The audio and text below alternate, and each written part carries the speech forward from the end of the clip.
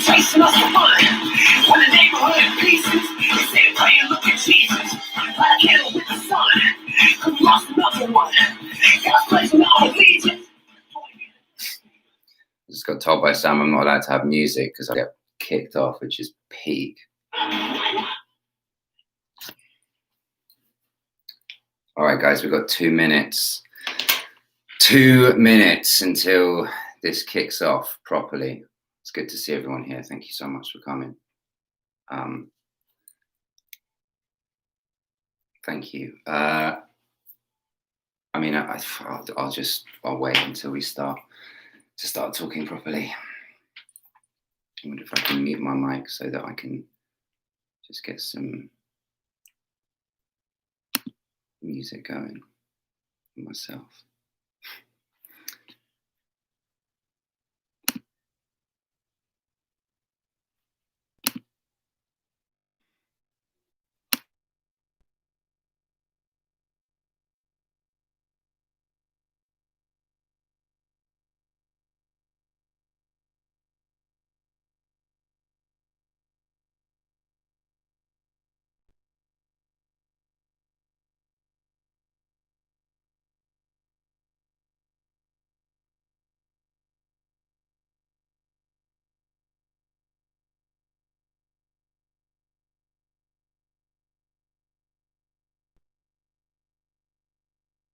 I look a little stressed. Am I okay?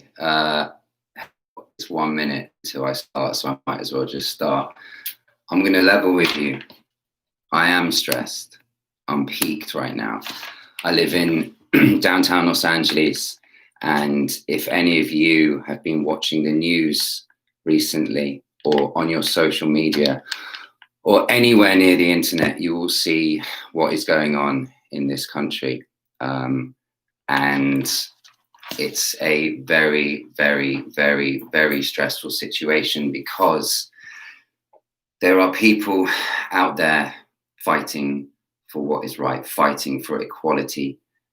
And it's a very, very tense time here in America. And we and I have a platform here to be able to talk about what is going on and to shine a light and to educate people. And that's what I'm going to try and do at the beginning of this. Yes, we have a reading, and I'm going to be reading from Mary Shelley's Frankenstein shortly. But first of all, I want to share with you a video, which I'm going to put in the comment section here. And I want every single one of you to watch this video. I don't care. I want every single one of you to watch this video. So if you can click on this link that I'm about to put in, please watch this video. Thank you. I'll watch it too. I'll post it again. All right, click that link right now.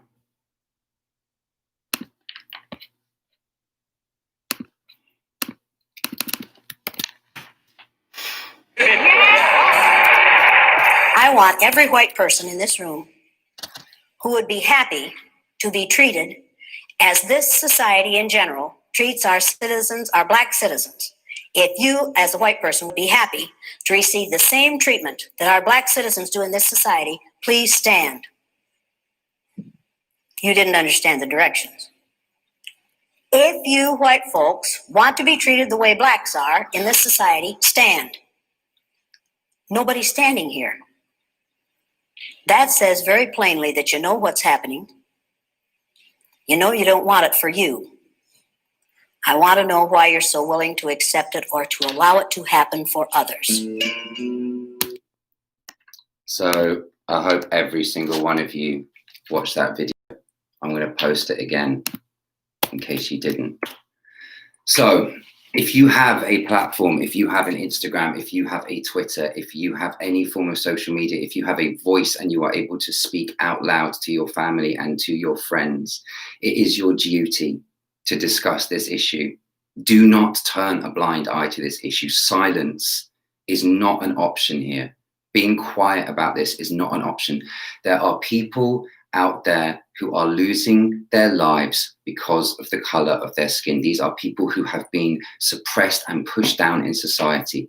And we have a duty to look within ourselves first and foremost and educate ourselves. So please, I beg you, I'm angry as fucking hell. And this conversation is uncomfortable. But as I'm sure we've all seen, if a conversation is uncomfortable, it's the conversation worth having. So please, every single one of you, please watch that video, talk, learn, educate yourselves, use your platform, stand on the right side of justice with those people who are fighting for their civil rights. Please, I beg of you, if there's only one thing that I beg of you to do, it is that. That is it. Being silent and turning a blind eye is not an option. Please. Thank you so much. Thank you so much. Thank you, Roland, for the amazing Calm kitchen. It was genius. I was a bit sad you didn't cook chorizo and eggs, but thank you, mate. Thank you. So I'm going to be reading from Mary Shelley's Frankenstein for about half an hour, and then I'm going to just talk a little bit about Calm, my experience with Calm, my experience with mental health, my experience with addiction and alcoholism, because that's something that I believe in. Okay.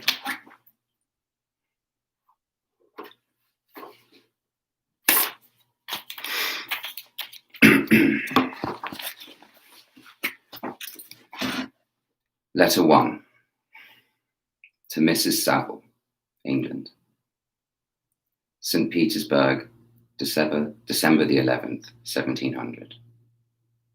You will rejoice to hear that no disaster has accompanied the commencement of an enterprise which you have regarded with such evil forebodings. I arrived here yesterday, and my first task is to assure my dear sister of my welfare and increasing confidence in the success of my undertaking. I am already far north of London, and as I walk in the streets of St. Petersburg, I feel a cold northern breeze play upon my cheeks, which braces my nerves and fills me with delight. Do you understand this feeling? This breeze, which has traveled from the regions towards which I am advancing, gives me a foretaste of those icy climes. Inspirited by this wind of promise, my daydreams become more fervent and vivid. I try in vain to be persuaded that the pole is the seat of frost and desolation. It ever presents itself to my imagination as the region of beauty and delight. There, Margaret, the sun is forever visible, its broad disk just skirting the horizon and diffusing a perpetual splendor. There, for with your leave, my sister, I will put some trust in preceding navigators. There, snow and frost are banished, and sailing over a calm sea, we may be wafted to a land surpassing in wonders and in beauty every region hitherto discovered on the habitable globe.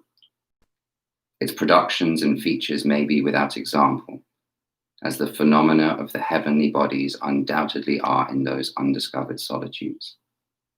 What may not be expected in a country of eternal light?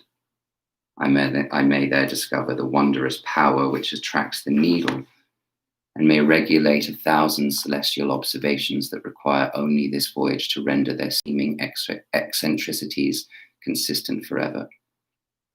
I shall satiate my ardent curiosity with the sight of a part of the world never before visited, and may tread a land never before imprinted by the foot of man.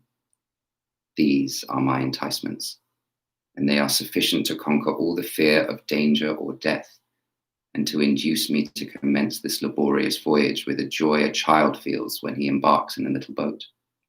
with his holiday mates on an expedition of discovery up his native river. But supposing all these conjectures to be false, you cannot contest the inestimable benefit which I shall confer on all mankind to the last generation by discovering a passage near the pole to those countries to reach which at present so many months are requisite, or by ascertaining the secret of the magnet, which, if at all possible, can only be effected by an undertaking such as mine. These reflections have dispelled the agitation with which I began my letter.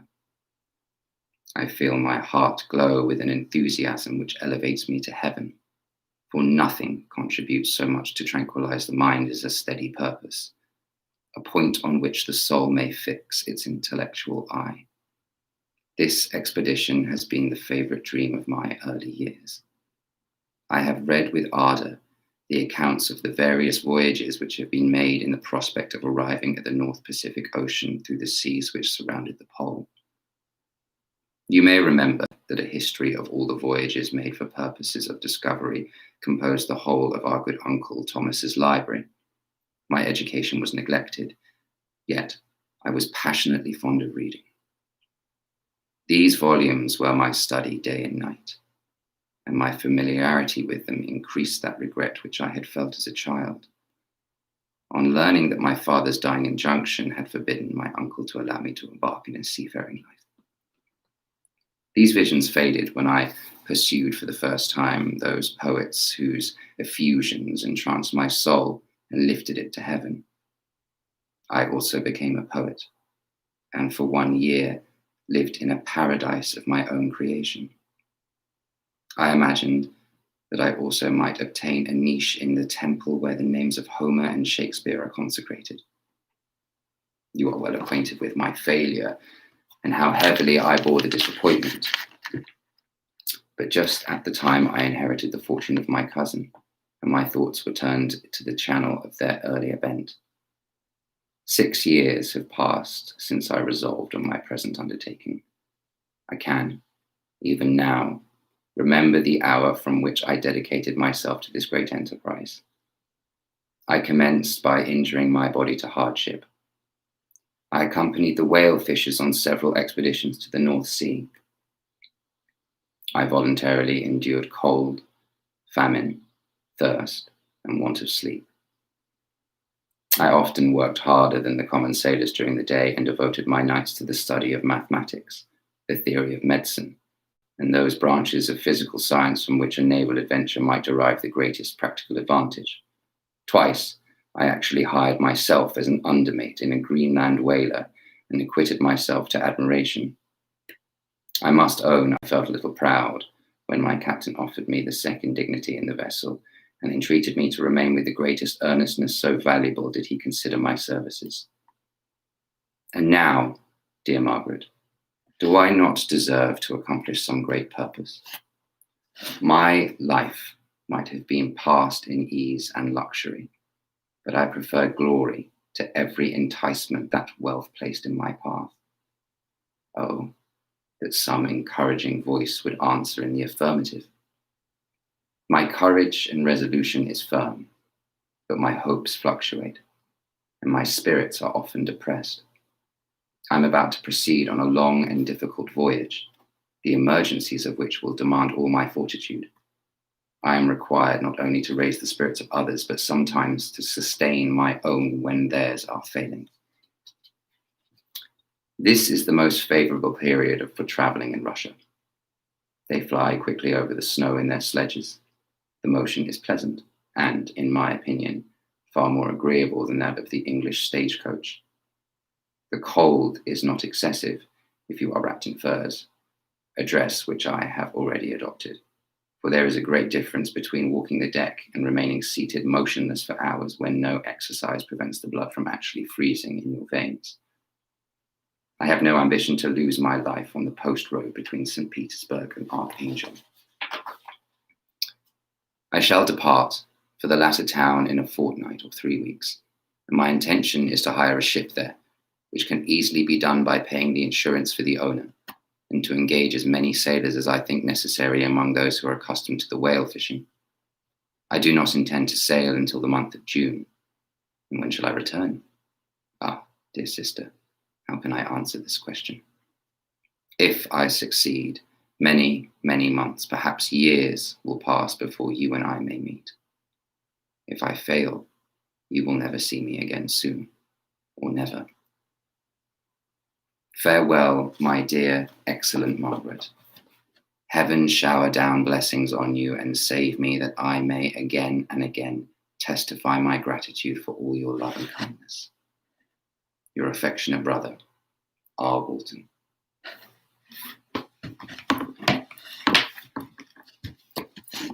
Letter 2. To Mrs. Saville, England. Archangel, March the 28th, 1700. How slowly the time passes here. Encompassed as I am by frost and snow, yet a second step is taken towards my enterprise. I have hired a vessel, and am occupied in collecting my sailors. Those whom I have already engaged appear to be men on whom I can depend, and are certainly possessed of the dauntless courage. But I have one want, which I have never yet been able to satisfy, and the absence of the object of which I now feel as a most severe evil. I have no friend, Margaret. When I am glowing with enthusiasm of success, there will be none to participate my joy. If I am assailed by disappointment, no one will endeavor to sustain me in dejection. I shall commit my thoughts to paper. It is true, but that is a poor medium for the communication of feeling. I desire the company of a man who could sympathize with me, whose eyes would reply to mine. You may deem me romantic, my dear sister, but I bitterly feel the want of a friend. I have no one near me, gentle yet courageous, possessed of a cultivated as well as of a capacious mind, whose tastes are like my own to approve or amend my plans. How would such a friend repair the faults of your poor brother? I am too ardent in execution and too impatient for difficulties, but it is still a greater evil to me that I am self-educated. For the first 14 years of my life, I ran wild on a common and read nothing but our Uncle Thomas's books of voyages. At that age, I became acquainted with the celebrated poets of our own country, but it was only when I had ceased to be in my power to derive its most important benefits from such a conviction that I perceived the necessity of becoming acquainted with more languages than that of my native country. Now I am 28 and am in reality more illiterate than many schoolboys of 15.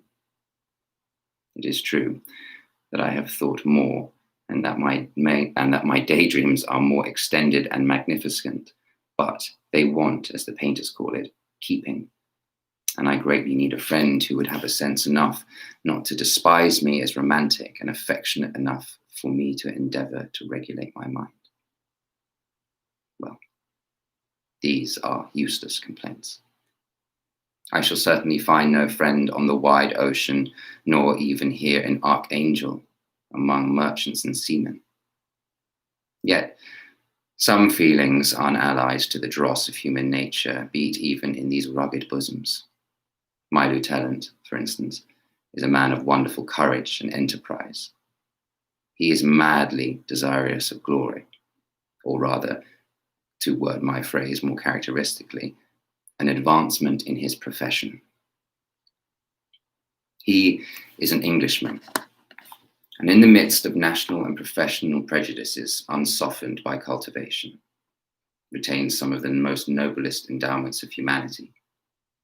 I first became acquainted with him on board a whale vessel. Finding that he was unemployed in this city, I easily engaged him to assist me in my enterprise. The master is a person of excellent disposition, and is remarkable in the ship for his gentleness and the mildness of his discipline. The circumstances, added to his well-known integrity and dauntless courage, made me very desirous to engage him. A youth passed in solitude, my best years spent under your gentle and feminine fosterage, has so refined the groundwork of my character that I cannot overcome an intense distaste to the usual brutality exercised on board ship. I have never believed it to be necessary, and when I heard of a mariner equally noted for his kindliness of heart and the respect and obedience paid to him by his crew, I felt myself particularly fortunate in being able to secure his services. I heard of him first in a rather romantic manner, from a lady who owes to him the happiness of her life. This, briefly, is his story. Some years ago, he loved a young Russian lady of moderate fortune, and having amassed a considerable sum in prize money, the father of the girl consented to the match. He saw his mistress once before the destined ceremony, but she was bathed in tears, and, throwing herself at his feet, entreated him to spare her, confessing at the time that she loved another, but that he was poor, and that father would never consent to the union. My generous friend reassured the suppliant, and on being informed of the name of her lover, instantly abandoned his pursuit. He had already bought a farm with his money, on which he had designed to pass the remainder of his life, but he bestowed the whole on his rival, together with the remains of his prize money to purchase stock, and then himself solicited the young woman's father to consent to her marriage with her lover. But the old man decidedly refused, thinking himself bound in honor to my friend who, when he found the father inexorable, quitted his country, nor returned until he heard that his former mistress was married according to her inclinations. What a noble fellow, he would exclaim. He is so. But then he is wholly uneducated.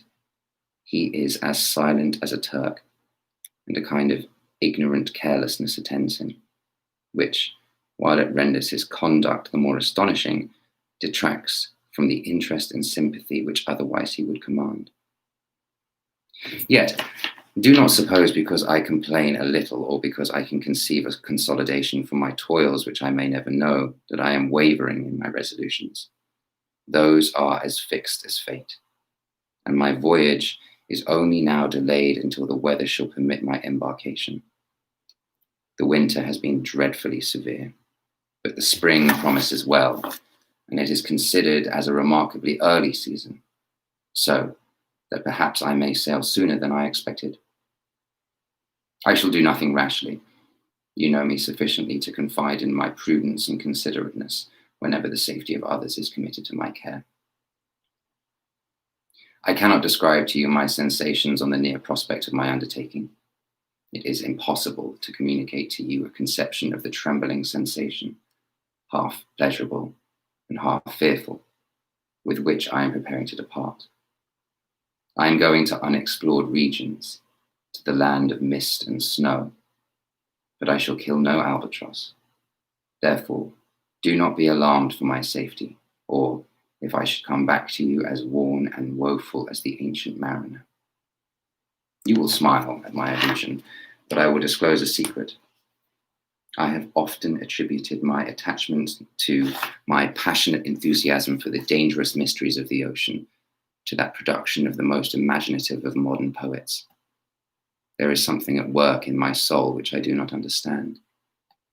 I am practically industrious, painstaking, a workman to execute with perseverance and labor. But besides this, there is a love for the marvelous, a belief in the marvelous, intertwined in all my projects, which hurries me out of the common pathways of men, even to the wild sea and unvisited regions I am about to explore. But to return to dearer considerations, shall I meet you again after having traversed immense seas and returned by the most southern cape of Africa or America? I dare not expect such a success, yet I cannot bear to look on the reverse of the picture. Continue, for the present, to write to me by every opportunity.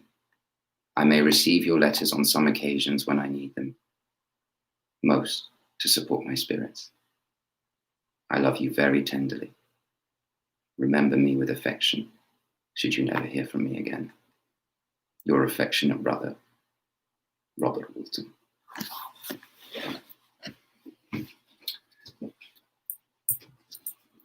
I'm going to read a little bit more of chapter 3. And if you're interested, the book is Frankenstein, by Mary Shelley.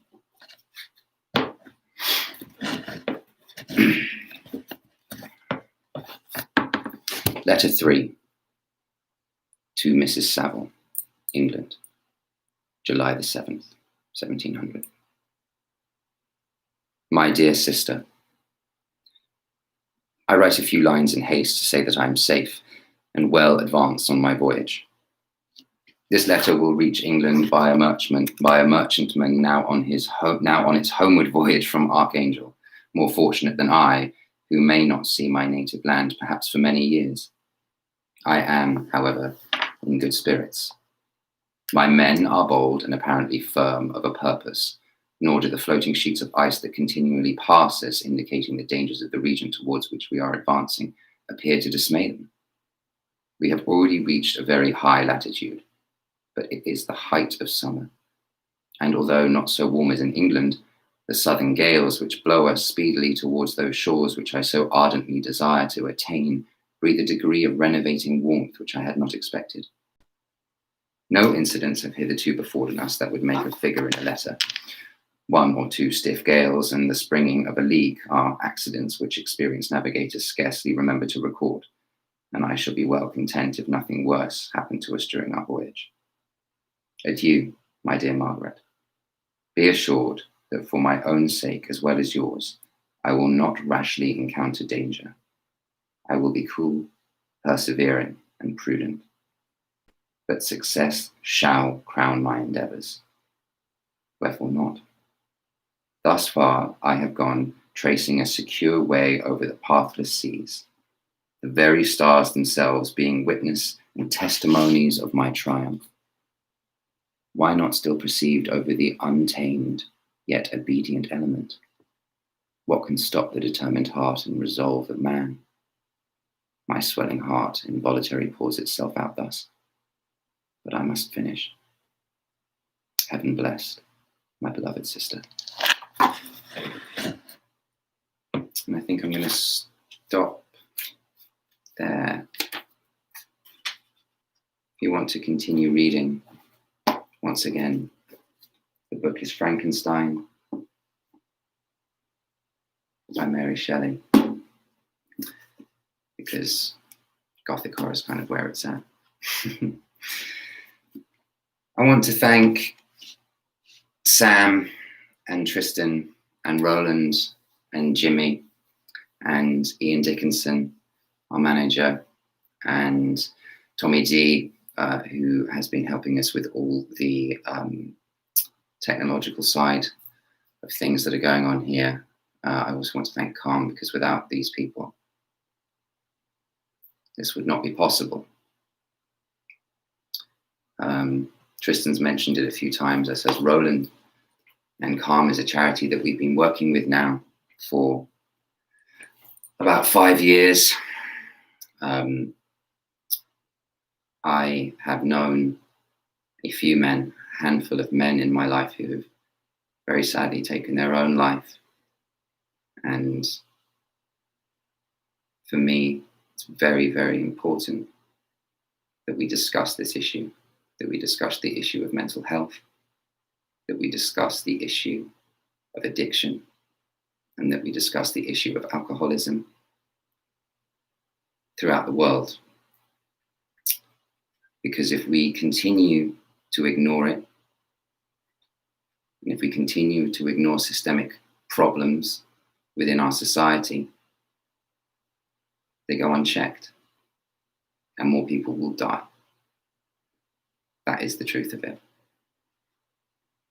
There is no harm in talking. There is no harm in checking yourself. There is no harm in being real. I've been told by people not to share my story, not to talk about addiction, not to talk about alcoholism, not to talk about activism, because it doesn't sell, because it's not sexy. But I'm a human being, and this is my right to sit here before you and to share with you the importance of discussion.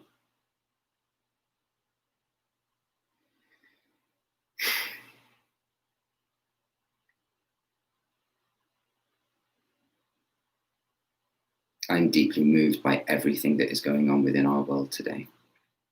I am deeply angry. I am deeply fearful. And I am deeply sad. But with courage and with unity and with strength, if we stand together, we can make a very, very, very real impact in this world, and one that we need to see.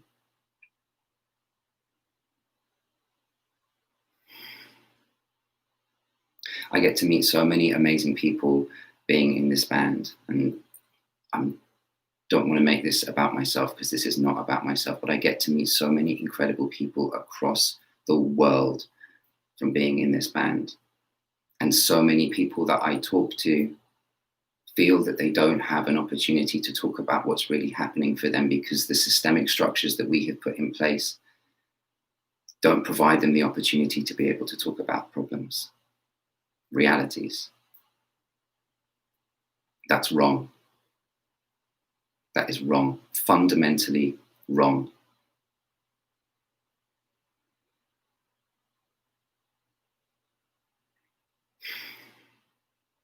So please, if you are here and you are watching this, I beg of you to use your voice. I beg of you to stand up for what you believe in. And if you follow this band, you know what we believe in.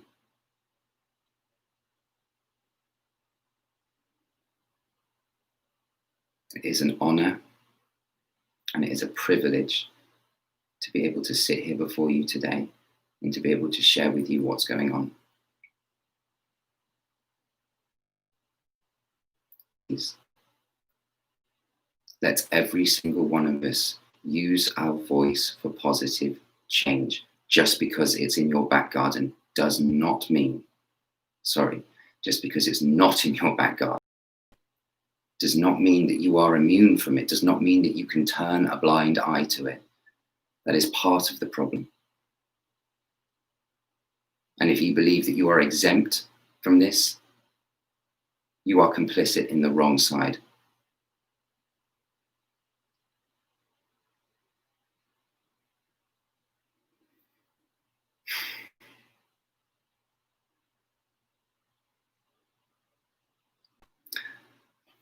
I stand on the right side of justice. I stand with those who want to see positive change in this world. I hope all of you do too. I'm becoming incredibly emotional now, so I think it's going to be time for me to leave before I break down. Not that there's anything wrong with me breaking down, but I really hope that in some small way, this has helped you, that it empowers you, that it lets you know that you have a voice, because that is so important. Thank you so much. Bless every single one of you. I'm cracking open my heart right now, as hard as it may be, as much as I want to close up, be angry, be pissed off. I'm cracking open my heart to all of you. So thank you so much, with all the love that I have inside of my body. Bless you. We'll catch up in about half an hour. And if you want to continue reading Mary Shelley's Frankenstein, please do so. Thank you.